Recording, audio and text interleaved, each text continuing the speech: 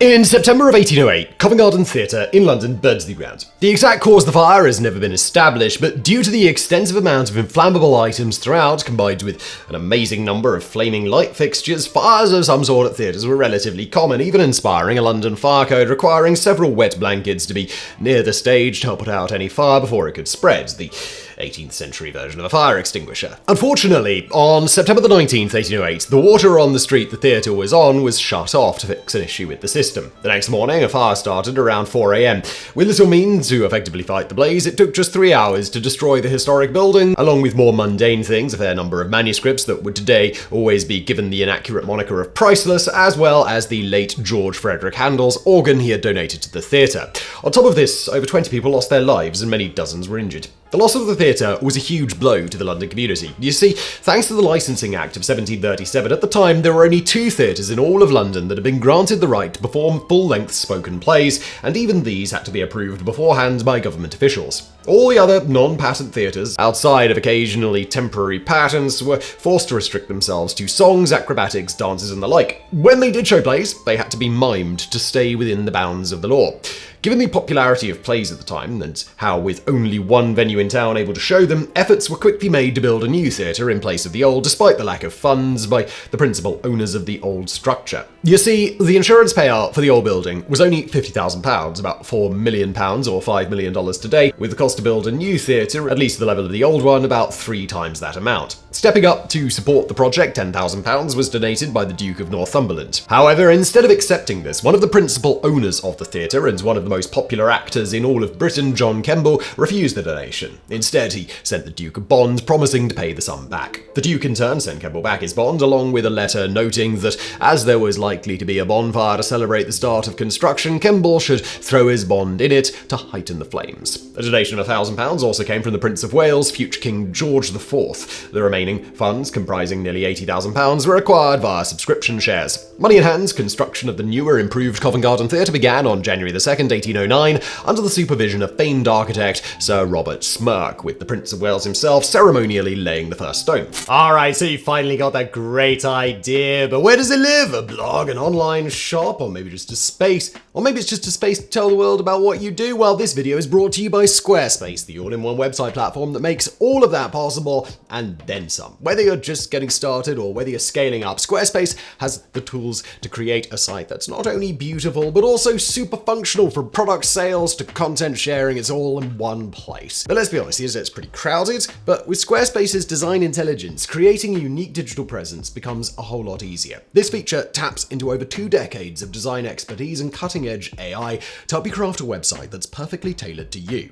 You don't have to be a web design wizard, you just need your vision, and design intelligence handles the rest. And if you're selling products, let's talk about payments. No more fussing about with separate systems for payments. This feature keeps everything streamlined, letting you accept payments from day one. Plus, you can offer all sorts of options from Apple Pay to Afterpay, making things easy for you and your customers. And another thing, Acuity scheduling. Have you ever tried organizing bookings with a spreadsheet? It is a massive headache, but Acuity lets you handle client appointments straight from your website, complete with payment processing, reminders, and a sleek, user-friendly booking system. So whether you're a life coach, a consultant, or a personal trainer, keeping things organized has never been simpler. Ready to make it all happen? Head to squarespace.com for a free trial, and when you're ready to launch, go to squarespace.com/brainfood to save 10% off your first purchase of a website or a domain with the code BRAINFOOD. Thank you to Squarespace for sponsoring, and now back to today's episode. Things became even more urgent to get the theatre built when in February 1809, the other theatre in London allowed to show full plays, Drury Lane, burned to the ground as well.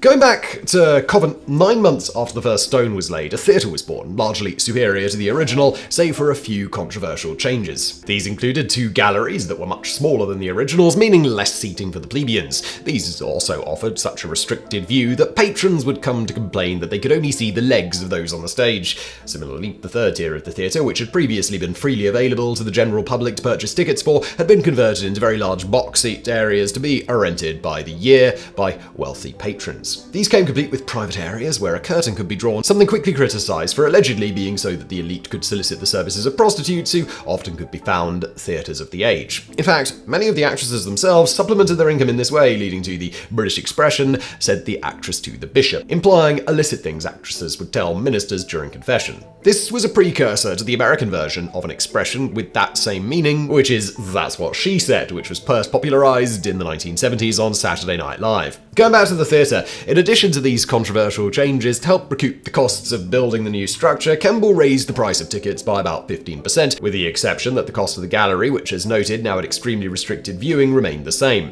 And this brings us to the opening night of September the 18th, 1809. Things started out innocently enough with the singing of the national anthem, but then immediately turned tumultuous, with the crowd loudly chanting things like "old prices" throughout the performance of Macbeth. Of course, actors and actresses of the age are used to this behaviour from crowds. The idea of a passive audience is a fairly recent phenomenon even in theatre. Throughout history, crowds have always been encouraged in some way to express their enthusiasm and even sometimes take part in the show, going all the way back to ancient Greece, where audience participation in plays and speeches was practically a civic duty. The obvious downside of this is that crowds also felt entitled to express their displeasure in any way they pleased. As an example, we have this 19th century account of a performance reported in the New York Times. John Ritchie made his debut before a Hampstead audience at Washington Hall a few evenings ago. He had a crowded house and was warmly received. In fact, it was altogether too hot for him, there being distributed among the audience a bushel or two of rotten tomatoes. The first act opened with Mr. Ritchie trying to fly on a somersault.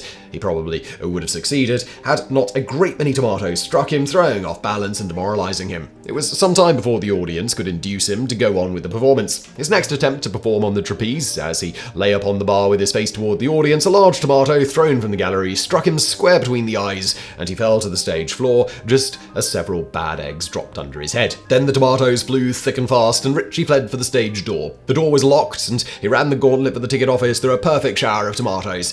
He reached it, and the show was over. Well, you might think ruining the show in such a way would cause the better-paying audience members to see to it that the plebs in the cheap seats would knock it off. But nobody seemed to mind, as half the fun of going to these shows was interacting with the performers in some way. For some, particularly the cheap seats, and for others, observing what certain members of the crowd would get up to during the show. If a performance was good, the crowd would quickly see to it that anyone interfering in a negative way would be jeered down. If it was bad, well, the audience's response was more fun to watch and take part in then.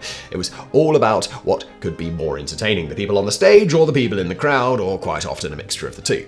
In this particular case, however, it wasn't what was happening on the stage that was eliciting the negative response. In fact, that night's performance featured Kemble's sister, Sarah Siddons, who was almost universally considered to be the greatest tragedienne of the era. Things got worse at the inaugural performance when it was finally mercifully over and the protesters refused to leave. This prompted Kemble to send for the police. The boys ended up inflaming the situation, with the seething crowd deciding to start rioting. Some arrests were made, but the crowd still refused to disperse until well into the AM. As to why the police were completely ineffective here, beyond it being difficult to control a large angry crowd, there was apparently heated debate on whether or not the police actually could legally force a crowd who had paid to be there to disperse. The next day, protesters once again filled the theatre, upping the ante by sneaking drums, whistles, frying pans, bells and rattles into the performance, which they then used to completely drown out the actors on stage. On top of that, they reportedly broke out into what would be referred to as the OP dance, in which they more or less all stomped loudly on the benches in the pits in time as they chanted for old prices. This type of behaviour continued on during every performance until the 23rd, when Kemble himself spoke to the mob during that evening's performance, attempting to placate them by explaining that a committee of gentlemen has undertaken to examine the finances of the concern, and that until they were prepared with their report, the theatre would be closed. Kemble thus closed the theatre for a few days while a report on the price change was compiled, examining whether the increase in price was justified or not. Of course, given the committee examining the issue was a subset of the shareholders in the theatre, nobody paid attention to the report when it came out, showing that indeed the approximately 15% price increase was deemed reasonable by said shareholders. The crowd thus continued their antics when the theatre opened back up, with newspapers as far as Edinburgh regularly reporting on the nightly tumult at the Covent Garden Theatre. People across the nation quickly took sides, with those wanting the prices reversed, referring to themselves as OPs, and those who were on the side of the theatre owners being MPs. Beyond making a ruckus at the shows, protesters also reportedly gathered outside of Kemble's home at all hours chanting for original prices, including coming up with a variety of unflattering songs illustrating what they thought of Kemble and his new prices. Back in the theatre, along with plastering it in banners and posters protesting the price change, the theatre denizens began to sneak even more ridiculous things into performances, including farm animals, flocks of pigeons they'd release inside the building, giant distracting hats, and even a coffin with a banner stating, "Here lies the body of the new price." Protesters additionally began turning up to performances in outlandish costumes, including full drag, as well as organising races and mock fights in the pit, in all cases attempting to either drown out anything the actors were doing on stage or otherwise distract from it. Kemble got so desperate to try to stop the teeming masses ruining the shows that he even went as far as paying professional boxers, including former boxing champion Daniel Mendoza, the guy who popularized that weird way old-timey boxers seem to stand, to act as bouncers to enforce law and order. Similar to the police, Mendoza and his fellow fighters' presence unsurprisingly failed to calm the crowd down and even caused more tumult to erupt during performances anytime the fighters tried to intervene. While you might think, surely at some point people would get tired of the whole thing and want to just settle down and watch the performance that they paid the inflated price to see, the OPs refused to quit night after night. And so it was that with no end in sight, after about 3 months of near constant unrest at the shows, the former extremely popular actor Kemble gave in to the demands, issuing a public apology to the gathered crowd at the theatre on December the 15th, as well as formally restoring the old prices. Kemble also dropped all charges that had been levelled at protesters that had been arrested in the interim. Now, having the 19th century version of TV back, the masses were satiated. This was much to the relief of the royals, some of whom feared the OPs might band together against other similar perceived slights against commoners at the time, as newspapers were more and more drawing parallels between what was happening at that theatre with other aspects of life in the British Empire.